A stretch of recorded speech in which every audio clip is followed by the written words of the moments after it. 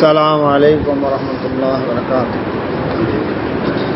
سبحان اللہ بحمدہ عدد خلقہ ورضا نفسہ وزنۃ عرشہ مداد کلمات. سبحان اللہ بحمدہ سبحان اللہ العظیم. 5واں پارہ ہے سورہ النساء اور آیت نمبر 25.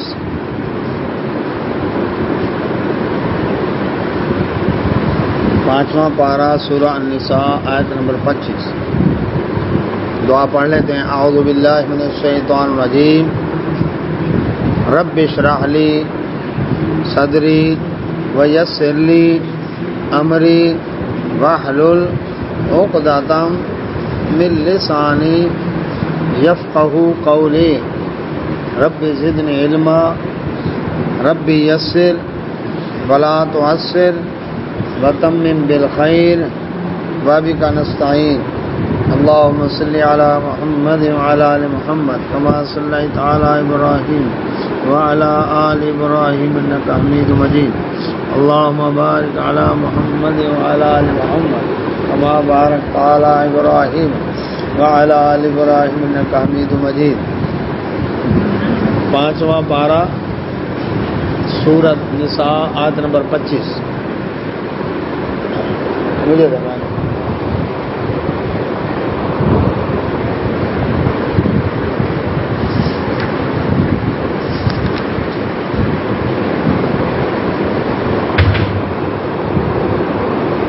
اعوذ باللہ من الشیطان الرجیم. اعوذ باللہ من الشیطان الرجیم.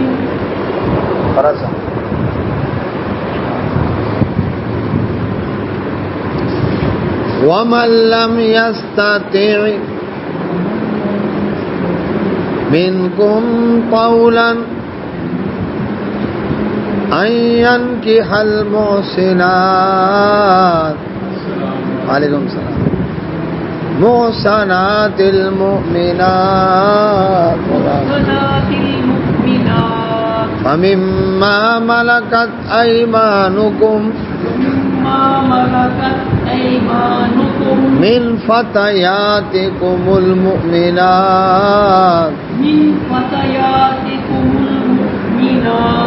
والله أعلم بإيمانكم بعضكم من بعض فانكحوهن بإذن أهلهن وآتوهن أجورهن بالمعروف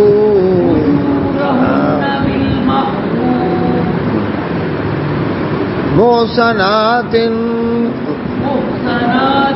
غير مصافحات ولا متخذات أخدان فإذا أحصن فإن أتينا بفاحشة فعليهن نصف ما على المحصنات من العذاب ذلك لمن خشي العنة منكم وأن تصبروا خير لكم والله غفور رحيم. 5واں پارہ ہے سورہ نساء آیت نمبر 25.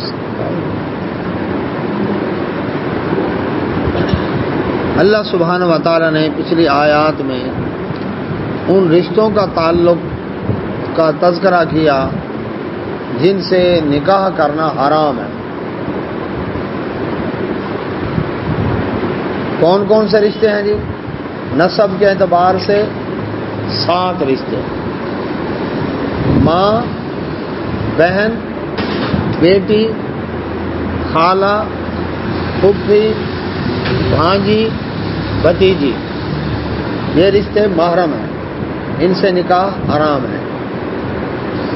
بیٹی اور بہن، چاہے حقیقی سگی ہو عینی، چاہے سوتیلی ہو، چاہے ماں کی طرف سے اخیافی ہو، اور چاہے دودھ والی رضائی ہو، یہ چاروں تعلق سے اللہ سبحانہ و تعالی نے اس کی حرمت کا تذکرہ کیا ہے۔ اسی طرح دو بہنیں ایک شخص کے ایٹ اے ٹائم نکاح میں نہیں رہ سکتی۔ خالہ پھپھی، خالہ اور بھانجی، پھپھی اور بھتیجی، یہ ایٹ اے ٹائم ایک شخص کے نکاح میں نہیں رہ سکتی، یہ منع کیا۔ اس کے بعد فرمایا باقی عورتیں تمہارے لیے حلال ہیں، یہ کل اس کی تفصیل بیان ہوئی تھی۔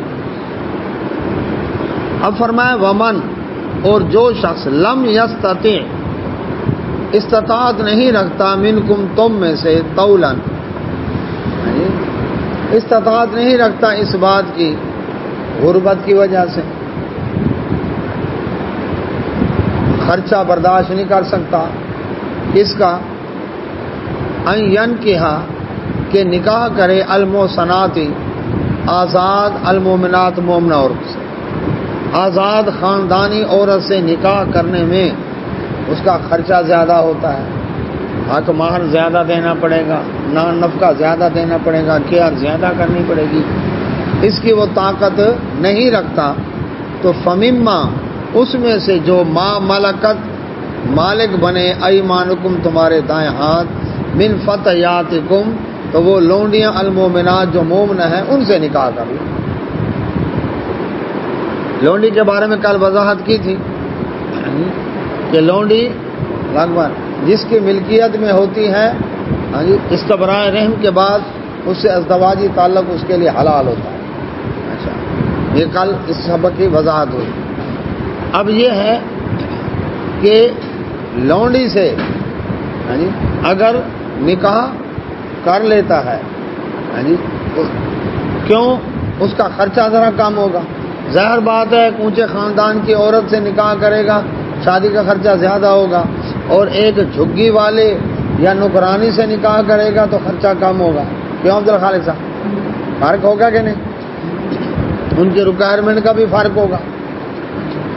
تو اللہ سبحانہ و تعالی نے فرمایا اگر یہ پاک دامن رہنا چاہتا ہے اور یہ چاہتا ہے کہ کہیں بدکاری میں مبتلا نہ ہو جاؤں، تو پھر کیا ہے، لونڈی سے نکاح کر لے، لیکن وہ کیا ہو، مومنہ ہو۔ اچھا، واللہ، اور اللہ تعالیٰ عالم، خوب جانتا ہے، بی ایمانکم، تمہارے ایمان کو، اللہ کو پتہ ہے تمہارا ایمان اس بات کا تقاضا کرتا ہے کہ تم پاک دامنی والی زندگی بسر کرو، لیکن کہیں ایسا نہ ہو نفس کے ہاتھوں مجبور ہو کر غلط راہ پر چل پڑے، بدکاری کی طرف آ جائے، تو اس کے لیے اللہ تعالیٰ فرماتے ہیں اگر خاندانی آزاد عورت سے نکاح کی استطاعت نہیں تو پھر لونڈی سے تم نکاح کر لو۔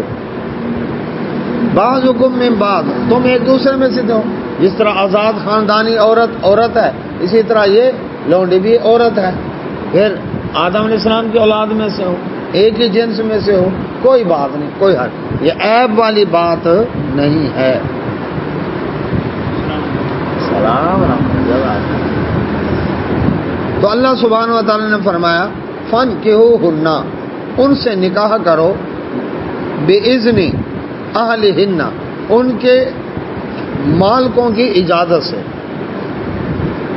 اب ظاہر بات ہے کہ لونڈی جو ہے 25 نمبر ہے، لونڈی جو ہے وہ کسی کی ملکیت میں ہے، کسی کے حصے میں آئی ہے، اب اس سے نکاح تب ہی ہو سکتا ہے جب اس کو ضرورت نہیں ہے، اس کی ایک مالک ہے، اس کی لونڈی ہے، ایک نکاحی ہے، اب وہ کہتا ہے میرے پاس ایک فالتو ہے، مجھے اس کی ضرورت نہیں ہے، اب اس کا کہیں نکاح کرنا چاہتا ہے تو مالک کی اجازت سے وہ دوسری جگہ نکاح کر سکتی ہے۔ اسی طرح نبی صلی اللہ علیہ وسلم فرمایا کہ غلام ہے وہ بھی اپنے مالک کی اجازت کے بغیر نکاح نہیں کر سکتا، یعنی اب اس کا مالک جو ہے اس لونڈی کا ولی بنے گا، سرپرست بنے گا، تو اس کی اجازت سے اب نکاح ہو سکتا ہے۔ اچھا اب اگر نکاح کر لیتا ہے، کل مسئلہ واضح کیا تھا، اس مالک کی وہ لونڈی اس کا کہیں اور نکاح کر دیا، اب یہ اس لونڈی سے گھر کے کام کاج، صفائی ستھرائی، دھونا دھولانا، یہ کھانا پکانا یہ تو کر، لیکن ازدواجی تعلق اس سے قائم نہیں کر سکتا، وہ اسی کا حق ہے جس سے اس کا نکاح ہوا ہے، ٹھیک ہے۔ فرمایا ایک تو ولی کی اجازت سے نکاح کرو، دوسرا وآتوہن اور دو ان کو اجورہن ان کا حق مہر بالمعروف، معروف طریقے سے، یعنی اس لونڈی کا حق مہر جو ہے وہ ادا کرنا ہے تمہیں۔ پھر محصنات، یہ اس کا مقصد ہو نکاح کا بیوی بنا کر رکھنا۔ محسنہ کا مطلب کیا ہے؟ بیوی بنا کر رکھنا۔ شادی خانہ آبادی کے لیے ہوتی ہے، شادی نکاح عارضی ہوتا ہی نہیں، نکاح متع عارضی ہے، اس لیے نکاح ہی نہیں، وہ نکاح حلالہ عارضی ہے، اس لیے وہ نکاح ہی نہیں ہے۔ تو فرمایا محسنہ پہلا مقصد ہے بیوی بنا کر رکھنا، دوسرا غیر مصافحات، عیاشی مقصد نہ ہو، بیوی بنا کر رکھنا مقصد ہو، نکاح کا جو مقصد ہے، اور عیاشی مقصد نہ ہو۔ ایک شخص نکاح کرتا ہے، گواہ ہے، پوری تقریب منعقد ہوئے، حق مہر ہے، نکاح کا اعلان ہوا ہے، ہفتے بعد اس کو طلاق دے کر ایک اور نکاح کر لیتا، پھر ہفتہ کے بعد، مہینے کے بعد کسی اور سے کر لیتا، اس نے یہ کھیل ہی بنایا ہوا ہے۔ فرمایا یہ عیاشی ہے، بیوی بنا کر رکھنا مقصد نہیں ہے۔ نکاح ہوا کسی اور وجہ سے، کھٹ پٹ ہو گئی، طلاق ہو گئی، یہ الگ بات ہے، لیکن نیت ہی جس کی یہی ہے کہ ایک مہینہ ایک رکھوں گا، اس کو فارغ کر کے پھر ایک اور کر لوں گا، پھر کروں گا، پھر یہ تو نے کھیل بنایا ہوا ہے۔ عیاشی بیوی بنا کر رکھنا مقصد نہیں ہے، تو غیر مصافحات عیاشی کے لیے نہ ہو۔ اچھا ولا متخذات، اور نہ بنانے والی اقدام خفیہ معاشقہ۔ بدکاری کے معاملے میں دو قسم کی عورتیں ہوتی ہیں، ایک وہ ہیں جو کھلم کھلا اللہ اکبر ہیرا منڈی کا کام کرتی ہیں، وہ اللہ اکبر ان کا اڈا ہے عیاشی کا، لوگ وہاں پر آتے ہیں، انہوں نے جھنڈا لگایا ہوا ہے، جھنڈا نشانی ہوتی ہے کس بات کی کہ یہاں پر یہ عورت بدکاری والی رہتی ہے، کوئی بھی اس کو ہائر کر سکتا ہے، یہ نشانی ہوتی ہے۔ اچھا ایک تو کھلی قصبیاں، کھلم کھلا اس طرح کی عورتیں، دوسری ہوتی ہیں خفیہ، یہ ہوتی گھر بار والی ہیں، بعض کا بچوں والی بھی ہیں، لیکن ایک آدھ معاشقہ بھی چل رہا ہوتا ہے، اسلام میں اس کی اجازت نہیں ہے، اس کے نکاح میں بس اسی کے ہو، معاشقوں کی اجازت نہیں، اور اسی سے ثابت ہوا خفیہ معاشقہ نہ ہو کہ ولی نکاح کے لیے شرط، اس کے بعد کیا ہو حق کے مہر دو، تیسرے نمبر پر کیا ہے بیوی اس کا گواہ، کم از کم دو گواہ ہونے چاہیے، تاکہ پتہ چلے خفیہ معاشقہ نہیں ہے، نہیں جی ان لوگوں کے سامنے نکاح ہوئی ہے، میرے نکاح کے گواہ ہیں، تو نکاح کا اعلان کرنا بھی ضروری ہے، تاکہ کل کو یہ نہ ہو یہ جو موٹر سائیکل پر جو آتا ہے یہاں ہمارے گھر سے لڑکی کو لے کر جاتا ہے، یہ کون ہے بھئی؟ اس کا داماد ہے، ان کا وضاحت ہو جائے گا نا، یہ داماد ہے ان کا، تو اس وجہ سے کیا ہے اللہ سبحانہ وتعالیٰ نے شرط لگائی، فرمایا فَإِذَا پس جب سننا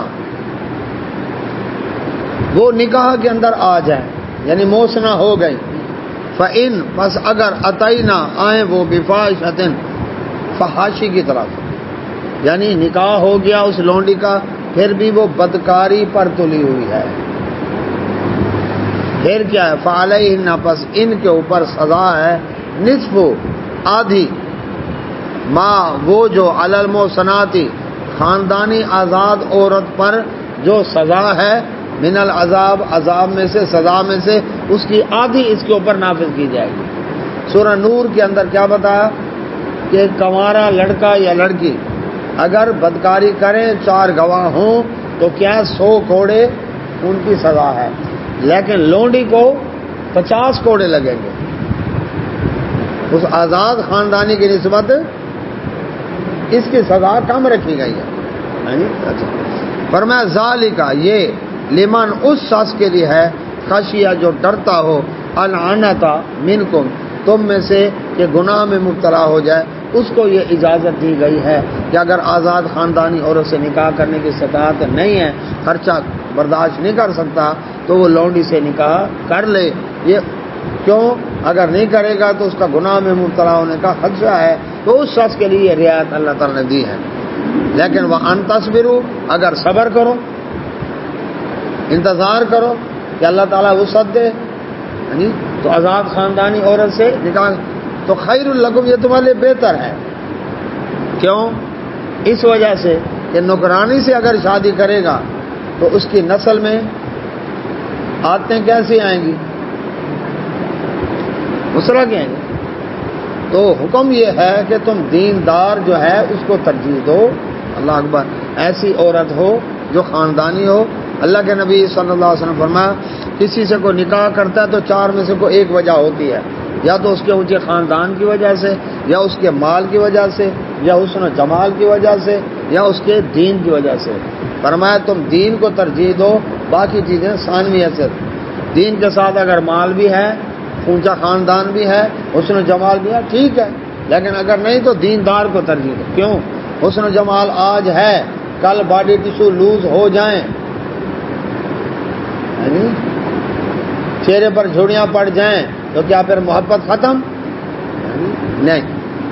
آج مال ہے کل کو ڈیفالٹ ہو جائے تو کیا پھر میاں بیوی کی محبت ختم؟ نہیں. اونچے خاندان میں جائے گا تو ذہنی طور پر انڈر پریشر رہے گا کہ یہ تو اونچے خاندان والی ہے میں تو گھٹیا خاندان کا ہوں. ذہنی ہم آگی نہیں ہو پائے گی. اس لیے دین ہوگا تو سارے کام سیدھے ہو جائیں. فرمایا واللہ اور اللہ تعالیٰ غفور بخشنے والا رحیم رحم کرنے والا ہے. اس لیے اللہ تبارک و تعالیٰ نے تمہارے لیے آسانی کر دی. یرید اللہ اللہ چاہتا ہے لیبین تاکہ واضح کر دے لکم تمہارے لیے کھول کر واضح کر دے یہ مسئلہ تاکہ تمہیں پتہ ہو کہ جو اللہ تبارک و تعالیٰ نے کہ کن رشتوں کے ساتھ تم نکاح نہیں کر سکتے اللہ نے کھول کر واضح کیا. یتیموں کے حقوق واضح کر دیے عورتوں کے حقوق واضح کر دیے. اس لیے اسی طرح اللہ تبارک و تعالیٰ نے یہاں پر لونڈی غلاموں کے حوالے سے بھی وضاحت کر دی. تو فرمایا یہ ساری باتیں اس لیے بیان کی ہیں لیبین لکم تاکہ اللہ تم پر واضح کر دے مسئلے کھول دے ویہدیکم اور تمہیں راہ دکھائے سننا طریقوں کی الذین ان لوگوں کے من قبلکم جو تم سے پہلے گزرے. تم سے پہلے جو انبیاء رسول اللہ علیہ وسلم آئے نیک صالح لوگ آئے ان کا طریقہ بھی یہی تھا کہ اللہ تعالیٰ ان کے سامنے دین کی بات کھول کر بیان کرتا اس پر عمل کرتے تھے تاکہ تم بھی اسی طریقے کے اوپر چلتے رہو. وَيَتُوبَ عَلَيْكُمْ اور تمہارے اوپر اپنی رحمت کرتا رہے. اللہ تعالیٰ کی طرف جب توبہ کا لفظ آئے گا اس سے مراد ہوگا کہ اللہ تعالیٰ اپنی رحمت کے ساتھ پلٹ رہا ہے. بندے کی طرف جب توبہ کا لفظ آئے گا اس سے مراد یہ ہوگا کہ بندہ رب کی نافرمانی سے فرما برداری کی طرف پلٹ آیا. تو جب بندہ رب کی نافرمانی چھوڑ کر فرما برداری کی طرف پلٹ آئے تو اللہ اپنے بندے سے جو ناراض تھا وہ اس کے اوپر اپنی رحمت سے پلٹ آتا. تو پہلے بندہ آگے بڑھے گا پھر رب آگے. تو ایک قدم آگے آ رب 10 قدم آئے گا. تو ایک ہاتھ آ وہ 2 ہاتھ آئے گا. تو چل کر آ وہ دوڑ کر آئے گا. تیرے آگے بڑھنے میں دیر ہے رب کی طرف سے کوئی دیر نہیں. واللہ اور اللہ تعالیٰ علیم جاننے والا ہے حکیم بڑا حکمت والا ہے. اللہ تبارک و تعالیٰ حکمت والا ہے اور جاننے والا ہے. اس لیے اس نے سارے مسائل بیان کیے کہ انسانوں کے لیے فائدہ تھا اس کے اندر. واللہ اور اللہ تعالیٰ یرید باتیں کر کے نا سبق رہے ویسے نہ سوچ ہوگا تو بنا کمیں لا رہی تو نہ. واللہ اللہ تعالیٰ یرید چاہتا ہے ان یتوبہ کہ پلٹ آئے رحمت کے ساتھ علیکم تم پر. اللہ تعالیٰ تمہارے اوپر اپنی رحمت کے ساتھ پلٹنا چاہتا ہے. اس لیے اللہ تبارک و تعالیٰ نے یہ مسائل کھول کر تمہارے لیے واضح کر دیے. وَيُرِيدُ الَّذِينَ وعلیکم السلام اور اللہ تعالیٰ چاہتا ہے یتبعون یرید اور چاہتے ہیں الذین وہ لوگ اب اللہ تعالیٰ تو چاہتا ہے کہ تم انبیاء رسول السلام اور نیک لوگوں کے طریقے کے اوپر چلو، اللہ تم پر ہدایت کی بات کھول کر واضح کر دے۔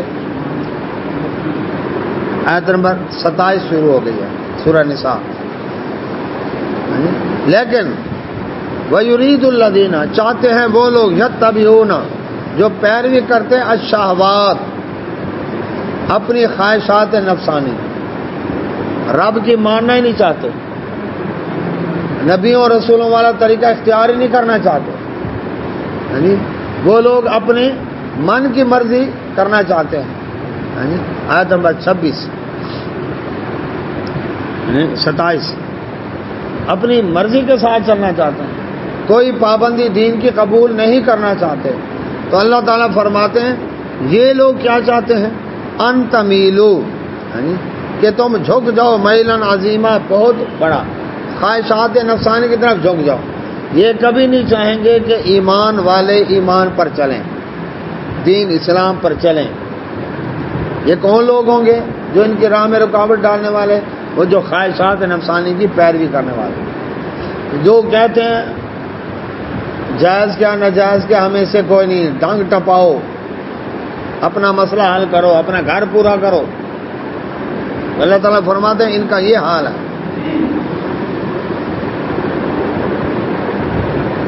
تو اللہ سبحانہ و تعالیٰ فرماتے ہیں یرید اللہ، جبکہ اللہ چاہتا ہے ان یخفف عنکم کہ تم سے تخفیف کر دے۔ اللہ تبارک و تعالیٰ نے تمہارے اوپر تخفیف کی۔ کیسے؟ پچھلی شریعتیں بڑی سخت تھیں۔ تورات کے اندر وہ عورت جو ناپاکی کے ایام میں ہوتی، اس کے بارے میں یہود نے ایسے احکام مشکل ترین کر دیے تھے کہ وہ عورت نہ کھانا پکا سکتی ہے، نہ کپڑے دھو سکتی ہے، نہ برتن دھو سکتی ہے۔ گھر سے باہر اس کو الگ ایک جگہ پر اچھوت بنا کر بٹھا دیا۔ وہ اگر چارپائی پر بیٹھی ہے، چارپائی ناپاک، اس چارپائی سے اٹھ کر گئی ہے، اس پر آ کر کوئی اور مرد بیٹھا ہے، وہ مرد بھی ناپاک، غسل کر بھی لے شام تک پھر بھی ناپاک۔ یعنی ایسا معاملہ تھا۔ عیسائیوں کے اندر فری ہیں کہ اس سے کوئی اللہ اکبر جو ہے وہ پرہیز نہیں ہے، ازدواجی تعلق بھی قائم کر سکتے ہو جبکہ وہ ناپاکی کے ایام ہے۔ اسلام نے کہا نہیں، اللہ کے نبی صلی اللہ علیہ وسلم فرمایا ازدواجی تعلق کے علاوہ باقی اس سے تم فائدہ اٹھا سکتے ہو۔ وہ کھانا پکائے، کپڑے دھوئے، برتن دھوئے، بیٹھے ہو ساتھ، ملنا جلنا سارا کوئی گھر میں روٹین کے ساتھ ہی کام کرتی رہے گی۔ صرف نماز اس پر معاف ہے، روزے کی قضا دے گی، مسجد کے اندر نہیں آ سکتی، اعتکاف بیٹھے اعتکاف ختم ہو گیا اس کا، قرآن کو ہاتھ نہیں لگا سکتی، گلوز کے ساتھ کپڑے کے ساتھ ہاتھ لگا سکتی ہے، قرآن پڑھ سکتی ہے۔ شریعت نے یہ احکام ہے، آسان ہو گئے نا شریعت، ٹھیک ہے جی۔ بچے میں نہیں آ سکتے۔ عید کے موقع پر جو حکم ہے وہ نماز والی جگہ سے الگ بیٹھے، ٹھیک ہے جی۔ اگر تو کھلا میدان ہے ان کا کیمپ علیحدہ ہوتا ہے، خیمہ علیحدہ ہوتا ہے، اور اگر مسجد ہے تو وہ وضو والی جگہ پر ٹوٹیوں پر وہاں پر بیٹھتی ہیں۔ وہ ادھر ان کو پتہ ہوتا ہے کہ ہم نے پہ یہاں بیٹھنا، ادھر نہیں آنا، کیونکہ مسجد میں اس کا ہے۔ وہ طواف نہیں کر سکتی ہاں جی بیت اللہ کے اندر، اسی طرح سے حج کے باقی مناسک ادا کرے گی ہاں جی، لیکن طواف جو ہے وہ نہیں کر سکتے کیونکہ طواف کے لیے مسجد میں آنا پڑے گا، اس لیے وہ اس کے لیے نہیں ہے۔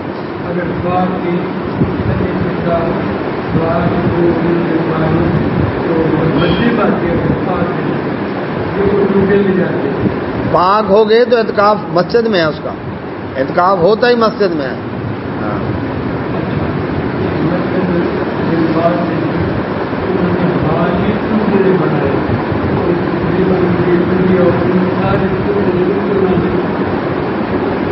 ٹھیک، تو اللہ تعالیٰ نے آسانی کر دی۔ ایک دوسرا، پچھلی شریعتوں کے اندر مال غنیمت جو دشمن سے اکٹھا ہوتا اس کو ایک جگہ پر ڈھیر لگا دیتے، آسمان سے بجلی گرتی، آگ لگ جاتی اس کو، لیکن استعمال نہیں کر سکتے تھے۔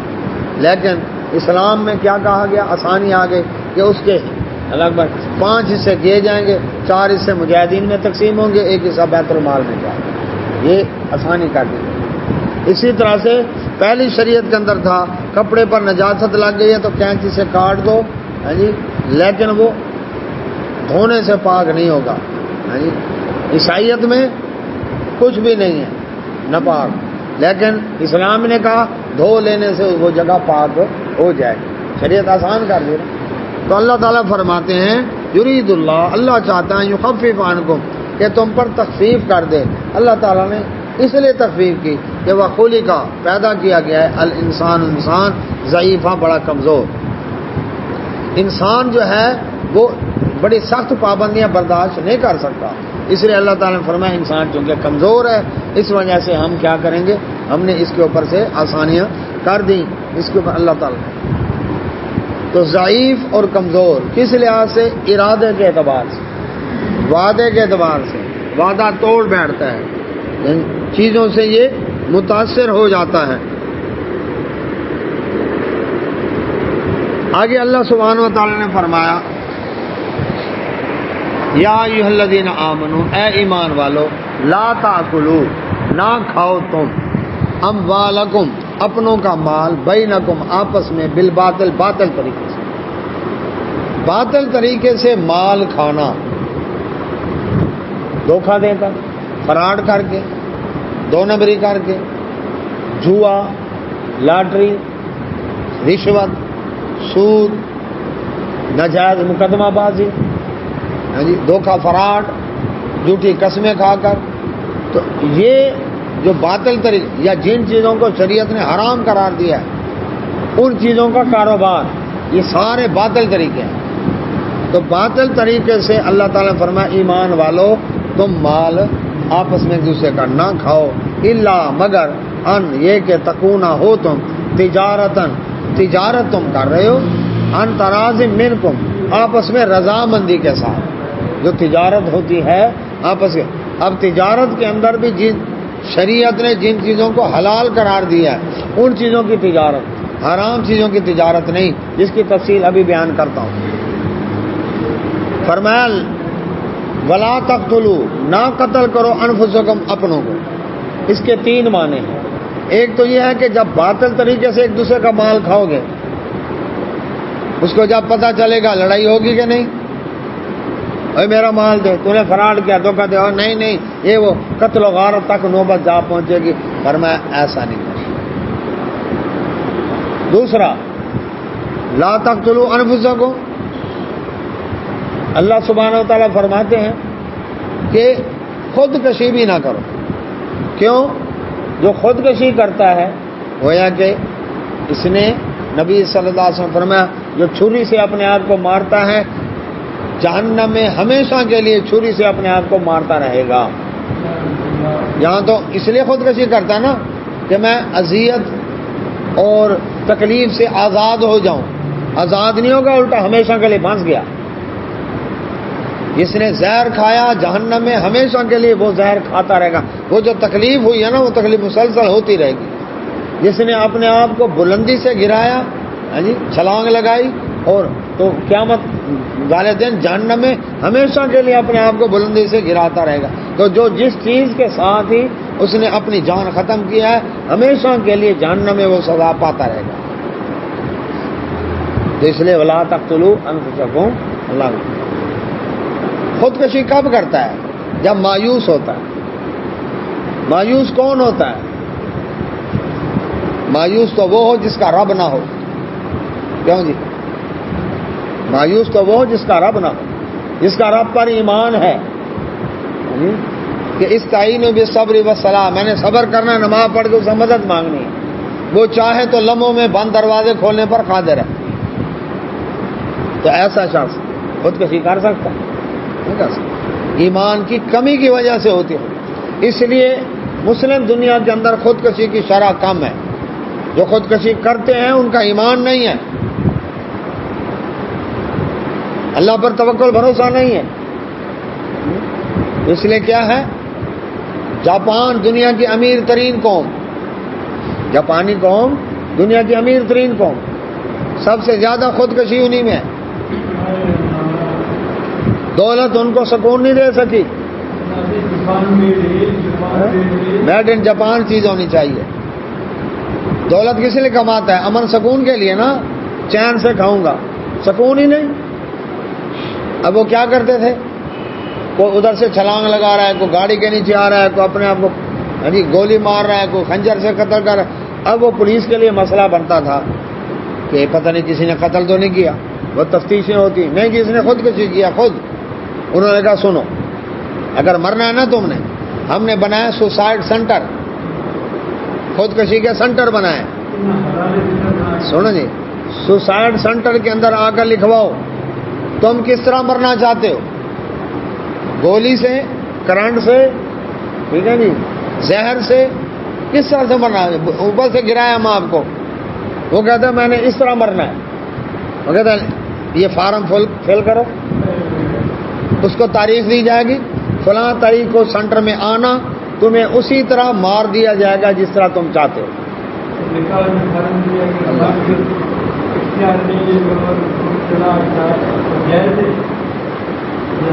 عدت مرد باسی. تو اب وہ کیا ہے؟ لگ بھگ وہاں پر خودکشی کے سینٹر بنے ہوئے ہیں. سینٹر کیا ایمان نہیں ہے اللہ پر؟ اللہ اکبر. تو اللہ سبحانہ و تعالیٰ فرماتے ہیں ولا تقتلوا انفسکم. ایک دوسرا، کسی کو نا حق جب قتل کرے گا، نا حق جب کسی کو قتل کرے گا، گویا کہ ایک قتل پوری انسانیت کا اس نے قتل کیا.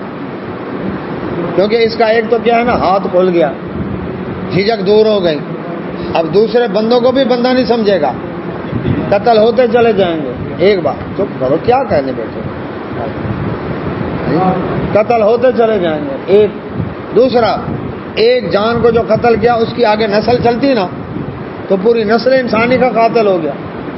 تو اللہ سبحانہ و تعالیٰ فرماتے ہیں ان اللہ، بے شک اللہ تعالیٰ کان ہے بکم، تمہارے ساتھ رحیمہ، اللہ تعالیٰ تمہارے اوپر بڑا رحم کرنے والا ہے.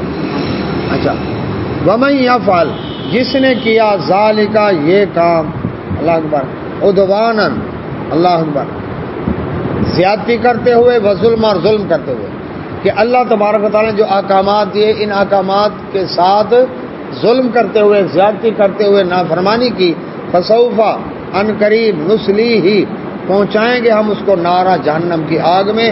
وکانا، اور ہے، ذالک یہ کام کرنا، اللہ اللہ پر یسیرا، بڑا آسان ہے، مشکل نہیں ہے.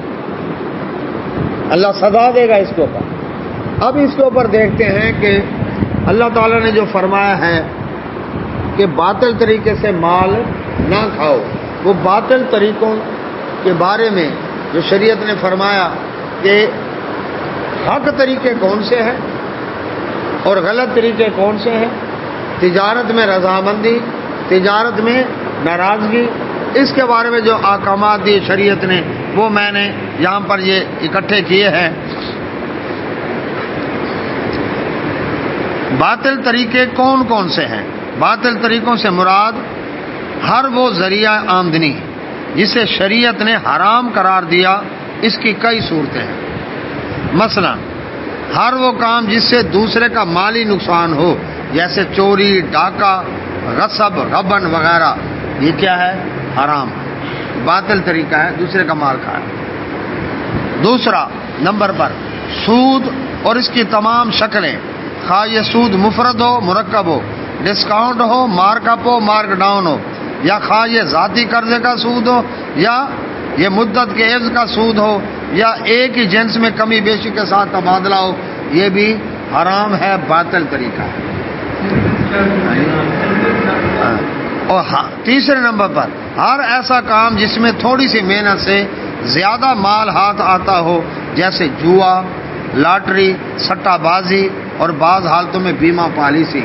ہاں جی، یہ بھی کیا ہے؟ جوئے کی اندر یہ شامل ہے، باطل طریقہ ہے. چوتھے نمبر پر اندھے سودے یا قسمت کے سودے جن میں صرف ایک ہی عوض مقرر ہوتا ہے، دوسرا نہیں ہوتا. مثلا ایک کتاب کی قیمت 100 روپے ہے، تو کتاب کا عوض 100 روپے اور 100 روپے کا عوض کتاب، 2 عوض ہو گیا نا. اچھا، جیسے غوطہ خور سے ایک غوطہ کی قیمت مقرر کرنا تو بے ملامسہ منافسہ بچوں کے کھیل کہ جس چیز پر بچے کا نشانہ لگے وہ اتنی قیمت میں اس کی، یہ جو تکے والے سودے ہیں نا، کو جس کے اوپر گیا وہ پھر اتنے میں تمہیں مل جائے گی، یہ جو سودے ہیں یہ بھی جائز نہیں ہے، یہ بھی باطل طریقہ ہے۔ اسلام میں فیئر کام ہے، چیز کتنے کی اتنے کی ہے، یہ لو اور یہ دو بس، لیکن اس طرح کا سب مال کمانا یہ بھی باطل طریقہ ہے۔ 5ویں نمبر پر ہر وہ لین دین جس میں کسی ایک فریق کا فائدہ یقینی ہو اور دوسرے کا خواہ فائدہ ہو یا نقصان، جیسے سود اور ایسے تمام سودے اور معاملات جن میں یہ شرط پائی جاتی ہو۔ ایک کو تو فائدہ ہو رہا ہے، سود میں ایک کو فائدہ ہو رہا ہے نا، دوسرے کا فائدہ ہو یا نقصان اس کو کوئی پرواہ نہیں۔ جس نے سود پر قرضہ دیا اس کا تو نفع کھرا، جس نے سود پر قرضہ لے کر تجارت کی خالد صاحب، اس کا نفع کی کوئی گارنٹی نہیں ہے، ہو سکتا ہے نقصان ہو جائے، ہو سکتا ہے فائدہ ہو جائے۔ تو جس نے قرضہ لیا اس کو کوئی گارنٹی نہیں، جس نے قرضہ دیا اس کی گارنٹی ہے، یہ ایک ایسی شراکت داری ہے۔ یہ ایسے سودے بھی باطل ہیں۔ نمبر 6، ایسے سودے جو محض تخمینہ کے ساتھ طے کیے جائیں، اندازے کے ساتھ، اور ان میں دھوکہ کا احتمال ہو، جیسے کسی ڈھیر کا مکتا سودا کرنا یا مال خرید کر قبضہ کیے بغیر آگے چلا دینا، یا غیر موجود مال کا سودا کرنا، یا باغات وغیرہ کے پیشگی سودے، ابھی پھل آیا نہیں پہلے ہی سودے، فصلوں کے سودے کر لیے، ہو سکتا ہے کل کو طوفان آ جائے، برف باری ہو جائے، بارشیں آئیں، آندھیاں آئیں، دوسرے کا تو نقصان ہو گیا، تو ایسے سودے بھی باطل ہیں۔ بیع سلم اور بیع عرایا کی رخصت ہے جو چھوٹے پیمانے پر ہوتی ہے اور غریبوں کی سہولت کے لیے جائز کی گئی ہے۔ وہ کیسی ہے؟ ایک شخص کہتا ہے میں نے 50 من گندم لینی ہے اور اس کے یہ اتنے پیسے طے ہو گئے، اب اس کی مرضی 50 من گندم بازار سے خرید کر کے دے، اس کی مرضی 50 من گندم اپنے سے، اس نے 50 من گندم لینی ہے بس، لیکن فصل کا پیشگی سودا کتنی ہوتی ہے نہیں ہوتی کوئی نہیں، اس کی چونکہ گارنٹی نہیں ہے، کیڑا لگ جائے، سنڈی تیلا آ جائے، تو ایسے بے تکے سودے وہ جائز نہیں ہے۔ بیع سلم کی وہ تو زمین کا کرایہ لینا ہے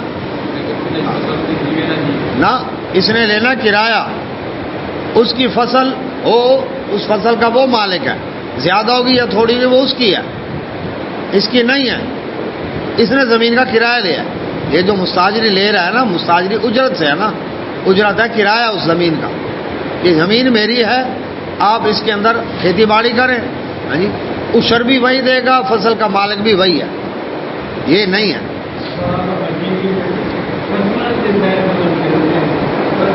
وہ غلط ہے، وہ غلط ہے، وہ اس طرح ہے، اس کا وضاحت ہے، حدیث کے اندر وضاحت ہے کہ وہ طے کرتے تھے صحابہ کرام اجمعین ملک شام کے اندر جا کر، وہاں سے ہاں جی یہ کتنا لینا، یہ مثال دی نا میں نے، 50 من گندم لینی ہے، پیسہ طے ہو گیا، اب وہ جہاں سے مرضی لے آئیں، فصل سے لے آئیں، بازار سے لے کر دے دیں، وہ کریں، یہ ہے بیع سلم۔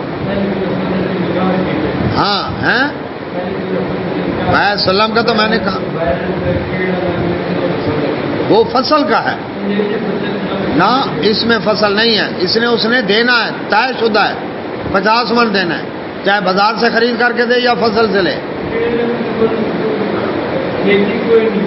نہیں ہے، وہ کاروبار کر سکتا ہے۔ ہاں جی یہ بروکر، یہ صحیح ہے، ٹھیک ہے۔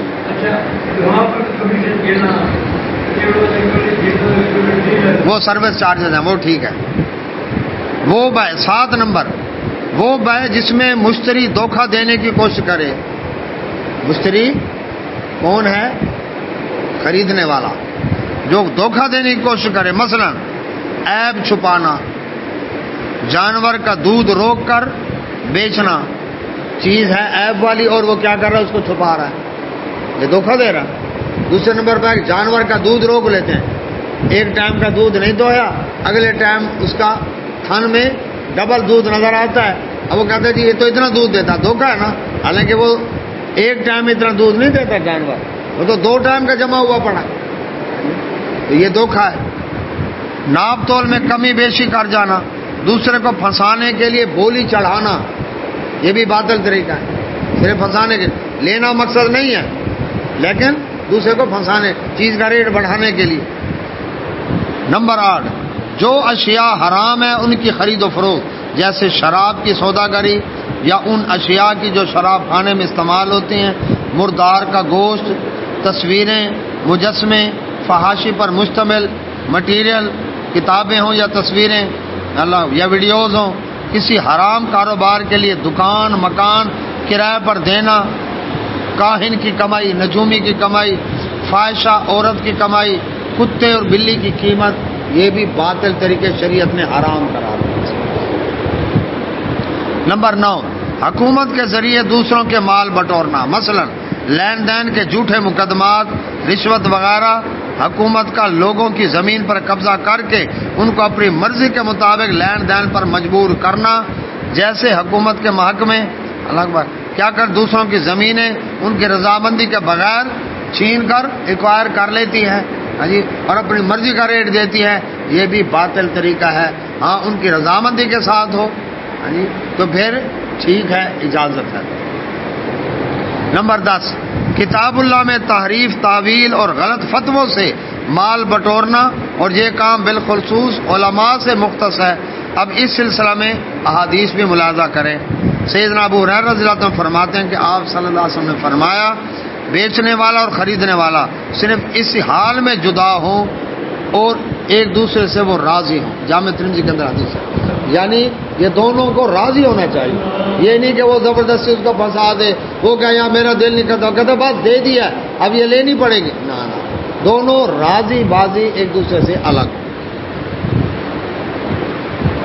دوسرے نمبر آپ نے فرمایا بیچنے والا خریدنے والا دونوں سودے کو پورا کرنے یا فسخ کرنے کا اس وقت تک اختیار رکھتے ہیں جب تک وہ جدا نہ ہوں، سوائے بیع خیار کے، یعنی جب تک کھڑے ہیں وہ کہتا ہے میں نے یہ چیز لینی ہے، وہ کہتا ہے میں نے دینی ہے، کھڑے اسی وقت جدا ہونے سے پہلے وہ کہتا ہے میں نہیں لیتا، کسی بھی وجہ سے میں نہیں لیتا، دکاندار اس چیز کو واپس لے لے۔ لیکن اگر وہ وہاں سے ہٹا ہے پھر کہتا ہے میں نہیں لیتا، پھر اجازت نہیں ہے واپس کرنے کی۔ ایک لیکن بیع خیار کیا ہے؟ وہ یہ ہے کہ میں یہ جوتا کپڑا لے جاتا ہوں، گھر دکھاتا ہوں، پسند آ گیا تو لے لیں گے، نہیں تو واپس کروں گا، وہ کہتا ہے ٹھیک ہے۔ اب جو جدا ہوئے نا اب جائز ہے، پہلے سے شرط طے کر لی نا، یہ جائز ہے، لیکن شریعت نے ایک ایک چیز کھول کر واضح کر دی، چھوڑیں اس کو۔ نمبر 3، ابو امامہ رضی اللہ عنہ فرماتے ہیں کہ آپ صلی اللہ علیہ وسلم فرمایا جو شخص قسم کھا کر کسی مسلمان کا حق مار لیتا ہے، جھوٹی قسم کھائی اور اس کا حق مار لیا، فرمایا اللہ اس کے لیے جہنم واجب کر دیتا ہے اور جنت اس کے لیے حرام ہو جاتی ہے۔ جھوٹی قسم کھا کر دوسرے کا حق مارا۔ کسی نے آپ سے پوچھا اگر یہ حق تلفی بالکل معمولی قسم کی بھی ہو تو آپ صلی اللہ علیہ وسلم فرمایا اگرچہ پیلو کے درخت کی ایک شاخ ہی کیوں نہ ہو، اور یہ حدیث بھی صحیح مسلم کی ہے۔ جھوٹی قسم کھا کر دوسرے کا نہیں جی ہے ہی میرا، جبکہ اس کا نہیں ہے، ٹھیک ہے، پھر جہنم واجب ہے، جنت حرام ہے اس کے اوپر۔ اللہ 4 نمبر، سیدنا ابو ہریرہ رضی اللہ عنہ فرماتے ہیں کہ آپ صلی اللہ علیہ وسلم فرمایا اللہ تبارک تعالیٰ 4 قسم کے آدمی سے دشمنی رکھتا ہے۔ ایک وہ جو قسمیں کھا کر سودا بازی کرتا ہے، جھوٹی قسمیں کھا کر۔ دوسرا محتاج جو اکڑ باز ہے فقیر لیکن اکڑ جاتی نہیں اس کی۔ تیسرے نمبر پر بوڑھا زانی، بڑھاپا آ گیا ابھی بھی زنا سے باز نہیں آ رہا۔ چوتھے نمبر پر ظلم کرنے والا حاکم، سنن نسائی کی حدیث ہے یہ۔ اس کا مطلب ہے ان سے اللہ تعالیٰ دشمنی رکھتا ہے، نظر رحمت سے نہیں دیکھے گا اللہ ہمیں عافیت میں رکھے گا۔ نمبر 5، ابو ذر رضی اللہ عنہ فرماتے ہیں کہ نبی صلی اللہ علیہ وسلم فرمایا قیامت کے دن اللہ تعالیٰ 3 آدمیوں سے نہ کلام کرے گا نہ ان کی طرف دیکھے گا اور انہیں دردناک عذاب ہوگا۔ میں نے پوچھا اللہ کے رسول صلی اللہ علیہ وسلم کون ہیں وہ لوگ؟ وہ تو نامراد ہو گئے، خسارہ میں رہے۔ فرمایا ایک وہ مرد جو اپنا پینچا ٹخنوں سے نیچے لٹکا ہے، بڑی وعید ہے اس کے بعد، ٹھیک ہے جی۔ دوسرا احسان جتلانے والا، اللہ نے توفیق دے دی ہے تو کہا جی نیکی کرنے کی تو احسان تو نہ جتلا، میں نے تیرے ساتھ یہ کیا تھا، اچھا پھر آئے گا نہیں، نہ یہ اللہ تعالیٰ کی طرف سے وعید ہے۔ تیسرا جھوٹی قسم کھا کر مال بیچنے والا، قسم سے جی خرید و فروخت دے رہا ہوں، قسم سے جی 1 نمبر ہے، قسم سے یہ قیامت والے دن بڑی وعید ہے اس کے بارے میں، صحیح مسلم کی حدیث ہے۔ نمبر 6،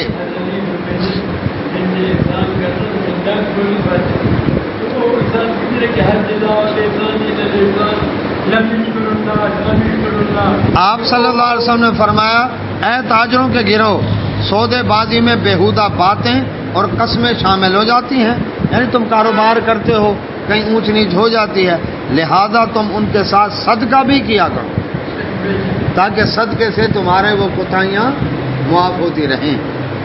جامع ترمذی اور سنن نسائی کی حدیث ہے۔ نمبر 7، ناپ تول میں کمی سے متعلق رسول اللہ صلی اللہ علیہ وسلم نے فرمایا بلا شبہ تم 2 ایسے کاموں کے والی بنائے گئے ہو کہ تم سے پہلے کی قومیں اس جرم کے بدلے میں ہلاک ہوئی۔ یہ جامع ترمذی کے اندر حدیث ہے۔ ایک دفعہ آپ بازار تشریف لے گئے، وہاں ایک تولنے والا کوئی جنس تول رہا تھا، کوئی غلہ تول رہا تھا، تو آپ صلی اللہ علیہ وسلم نے اسے دیکھ کر فرمایا تول اور جھکتا تول، یعنی بجائے اس کے کہ ڈنڈی مارے، بجائے اس کے کہ پورا دے، نہیں جھکتا ہوا تول۔ اور پہلے ایسے کاروبار ہوتے تھے، جھکتا ہوا تولتے تھے، برکت پڑتی تھی۔ گئے چیز لینے کے لیے، چاچا جھنگا تھا دے، وہ کہتا کوئی بات نہیں، برکت بھی پڑتی تھی، کمی نہیں ہوتی تھی، گاہک بھی آتا تھا، چلو جائیں گے جا کر جھنگا بھی لے لیں گے۔ یہ جھنگا کیا ہے؟ جھکتا ہوا، چے جائے کہ ڈنڈی مارنا کم دینا، یعنی کیا فرمایا؟ جھکتا ہوا تو اللہ آج کیا کہتے ہیں؟ سونا تو لینا بیٹھے، یہ سنن نسائی کی حدیث ہے۔ نمبر 9، عمر رضی اللہ عنہ فرماتے ہیں کہ نبی صلی اللہ علیہ وسلم فرمایا اللہ یہود کو برباد کرے، ان پر چربی حرام کی گئی تھی تو انہوں نے اسے پگھلایا اور پھر بیچ ڈالا۔ ہیلے کیے انہوں نے، چربی حرام تھی لیکن انہوں نے کیا کیا؟ چربی پگھلا کر بیچ کر اس کی قیمت کا، اس کا مطلب جو حرام چیز ہے اس کا بیچنا بھی حرام ہے۔ یہ صحیح بخاری کی حدیث ہے۔ نمبر 10، جابر بن عبداللہ رضی اللہ عنہ فرماتے ہیں کہ رسول اللہ صلی اللہ علیہ وسلم فرمایا بلا شبہ اللہ تعالیٰ نے شراب، مردار، خنزیر اور بتوں کی سودا گری کو حرام کیا ہے۔ اللہ اکبر، یہ صحیح بخاری کے اندر حدیث موجود ہے، یعنی ان چیزوں کا کاروبار حرام ہے۔ نمبر 11، ابو مسعود انصاری رضی اللہ عنہ فرماتے ہیں کہ نبی صلی اللہ علیہ وسلم نے کتے کی قیمت، بدکار عورت کی کمائی اور نجومی کی اجرت سے منع فرمایا، صحیح بخاری کا حدیث ہے، یہ کاروبار بھی حرام ہے۔ نمبر 12، ام سلمہ رضی اللہ عنہ فرماتی ہیں کہ آپ صلی اللہ علیہ وسلم فرمایا میں بھی ایک آدمی ہوں، تم میرے سامنے جھگڑا لے کر آتے ہو، مقدمہ، کبھی ایسا ہوتا ہے کہ ایک شخص اپنی دلیل دوسرے فریق کی نسبت اچھی طرح بیان کرتا ہے، زبان کا ذرا تیز ہے، جب بولنے کا ڈھنگ آتا ہے اس کو، تو ایسی بات کرتا ہے کہ میں جو سنتا ہوں اس پر فیصلہ کر دیتا ہوں، پھر اگر میں کسی کو اس کے کسی مسلمان بھائی کا حق دلا دوں تو وہ ہرگز نہ لے، میں اسے دوزخ کا ٹکڑا دلا رہا ہوں۔ یعنی اگر کوئی شخص زبان کی تیزی تراری کی وجہ سے مجھ سے اپنے حق میں فیصلہ کرایا جاتا ہے لیکن اس کا حق ہے نہیں، تو چاہے میں محمد صلی اللہ علیہ وسلم نے فیصلہ کیا ہے لیکن وہ لے رہا ہے جہنم کی آگ کا ٹکڑا لے رہا ہے، یاد رکھیں، خیال کریں، یہ بھی صحیح بخاری کے اندر حدیث موجود ہے۔ نمبر 13، عبداللہ ابن عباس رضی اللہ عنہ فرماتے ہیں کہ رسول اللہ صلی اللہ علیہ وسلم فرمایا جو شخص تصویریں بناتا ہے قیامت کے دن اللہ اسے کہے گا اب اس میں جان بھی ڈال، اور وہ یہ کام نہیں کر سکے گا۔ یہ صحیح بخاری کی حدیث ہے۔ اس کا مطلب ہے تصویریں بنانے کا کاروبار بھی جائز نہیں۔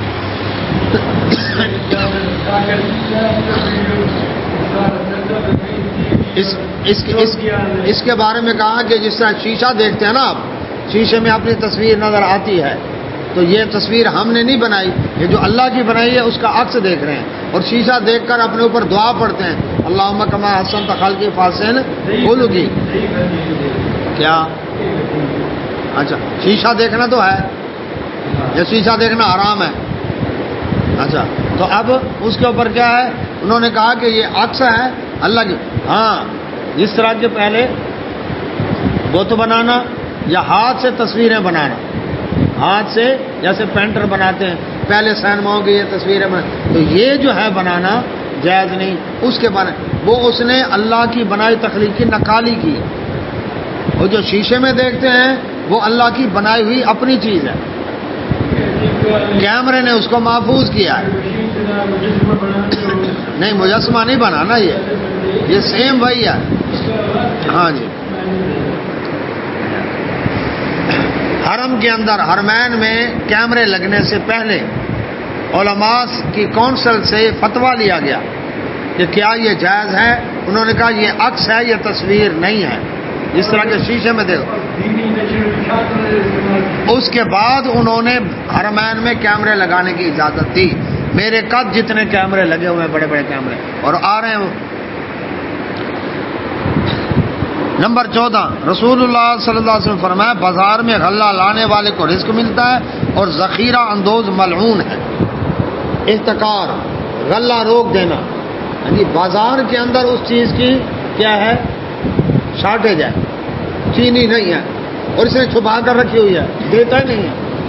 ہاں اگر کنٹرول سے دے کہ جو آدمی آئے گا میں 1 کلو سے زیادہ نہیں دوں گا، یہ جائز ہے۔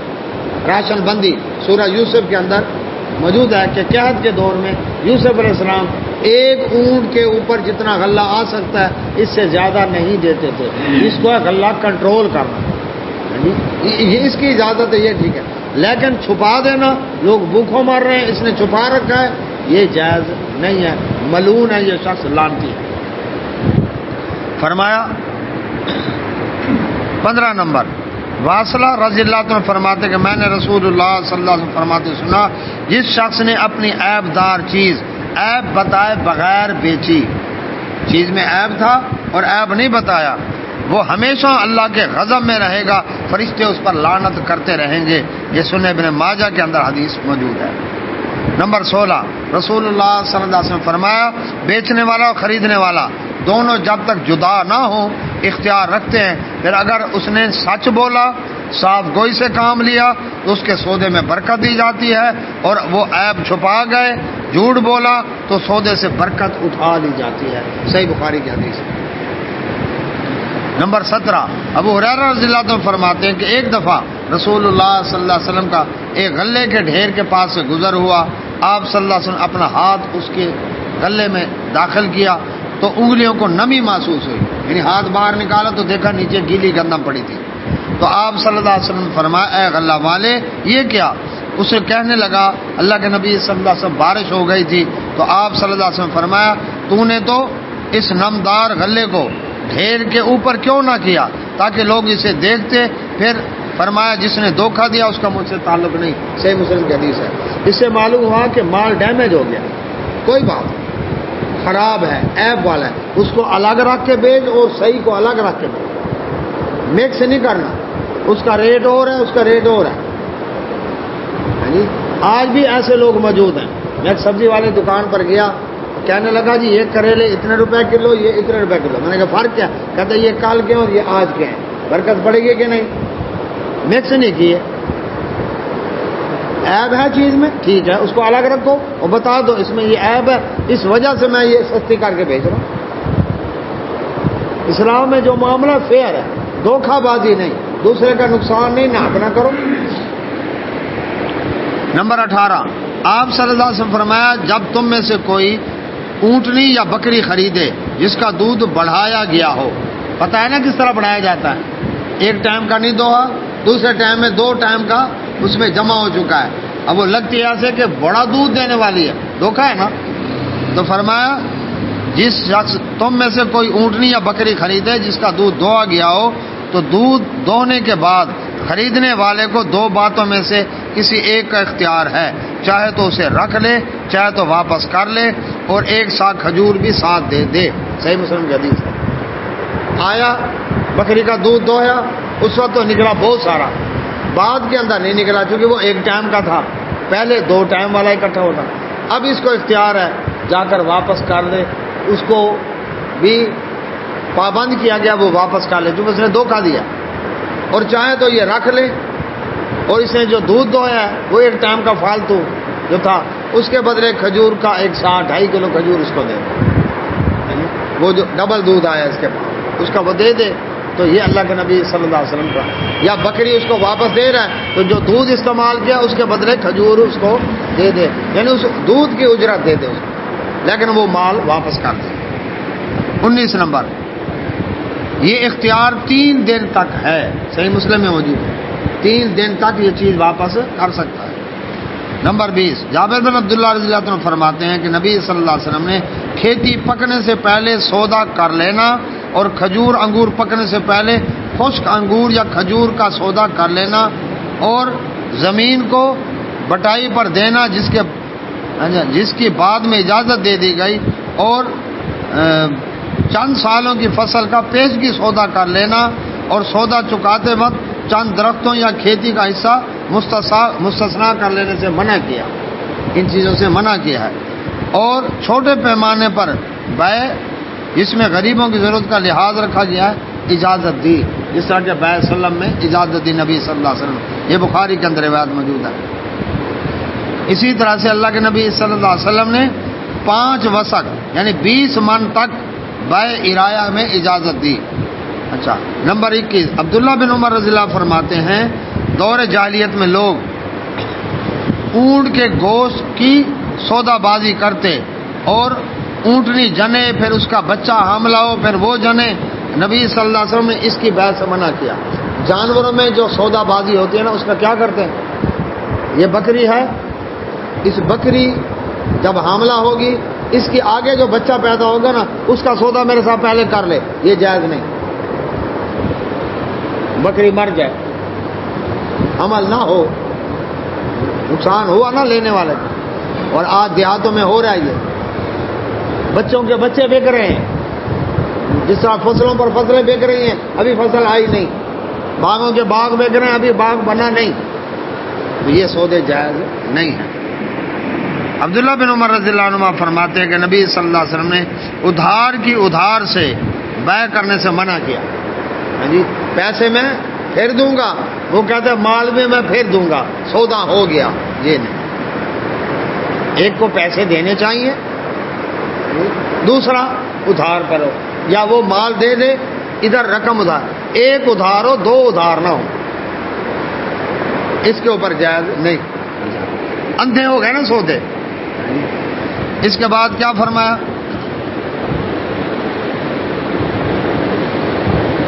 کنکریاں پھینکنے کی بیع اور دھوکے کی بیع سے منع فرمایا.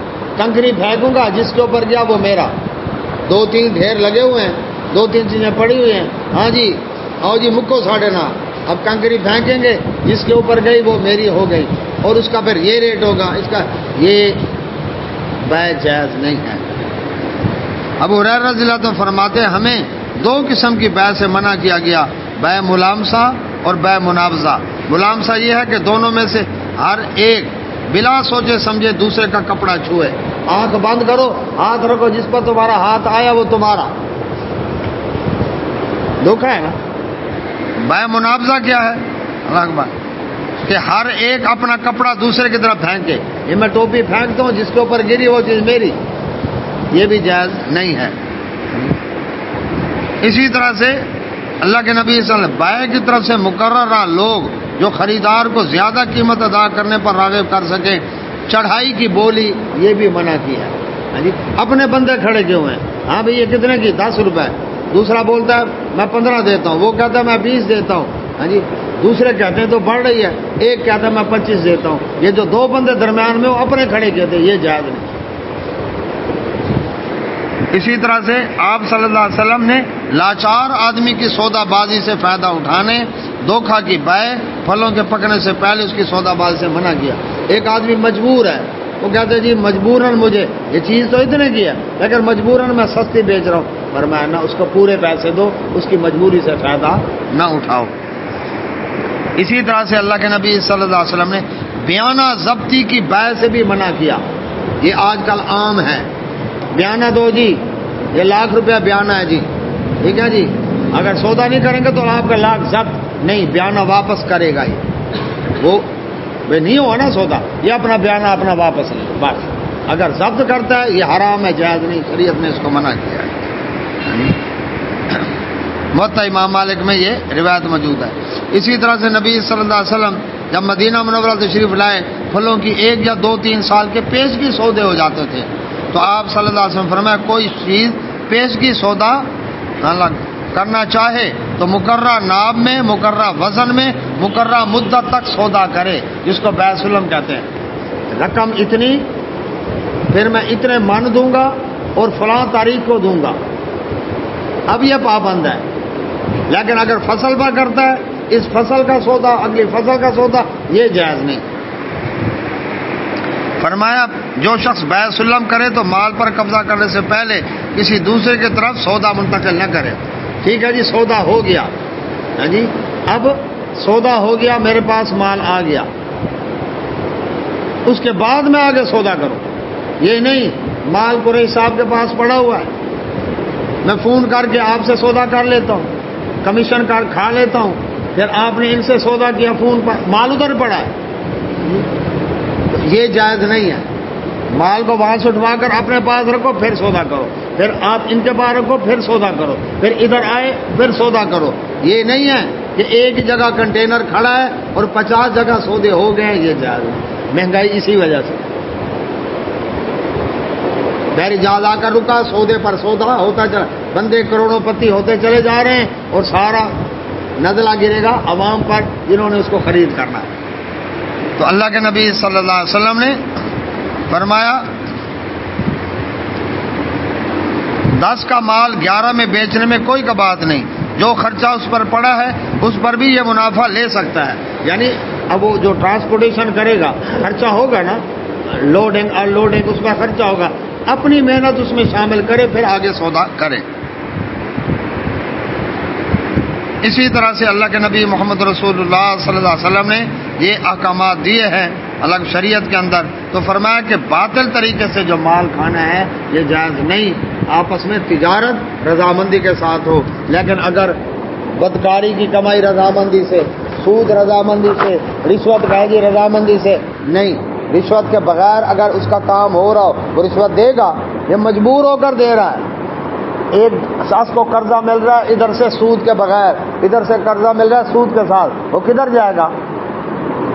تو یہ تو مجبوری سے لے رہا ہے سود والا قرضہ، لیکن لے کر دے رہا ہے جی میں رضامندی سے، یہ کوئی رضامندی نہیں ہے، یہ مجبوراً والا ہے۔ اللہ سے دعا اللہ سمجھنے میں توفیق عطا فرمائے۔ وآخر دعوانا الحمدللہ رب العالمین، سبحانک اللہم و بحمدک، اشہد ان لا الہ الا انت، استغفرک واتوب الیک، جزاک اللہ خیر۔